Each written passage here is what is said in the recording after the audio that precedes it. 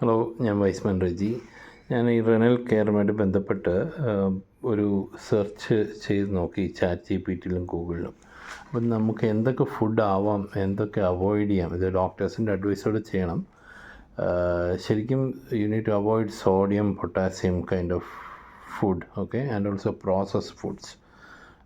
അങ്ങനത്തതാണ് ഈ കിഡ്നി ഫങ്ഷൻസിനെ ശരിക്കും അഫക്റ്റ് ചെയ്യുന്നതെന്നാണ് പറയുന്നത്. അതുപോലെ take more of fluid fruits, vegetables. Okay, sugar ഉള്ളവരാണെങ്കിൽ ഫ്രൂട്ട്സ് എടുക്കുമ്പോൾ അത് ഷുഗർ കണ്ടൻറ്റ് കുറവുള്ള എടുക്കാൻ ശ്രമിക്കുക. Vegetables anything like salads, cucumber, carrots etcetera. അപ്പോൾ ഇത് നമുക്കൊരു പരിധിവരെ ഈ ഒരു എന്താണ് നമ്മുടെ ഒരു നാച്ചുറൽ സിസ്റ്റം ഈ ഒരു ഫൈബ്രസ് പ്രോഡക്ട്സ് കഴിച്ച് പിന്നെ ഒരു ഡൈജസ്റ്ററി സിസ്റ്റം കുറച്ച് ബെറ്റർ ആക്കിയിട്ട് കുറച്ച് ചെറിയ ലൈറ്റർ എക്സസൈസസ് നടപ്പൊക്കെ കൊണ്ട് നമുക്ക് കുറേ കൂടെ സസ്റ്റൈനബിലിറ്റി ഉണ്ടാക്കാൻ പറ്റുമെന്ന് തോന്നുന്നു. All the best.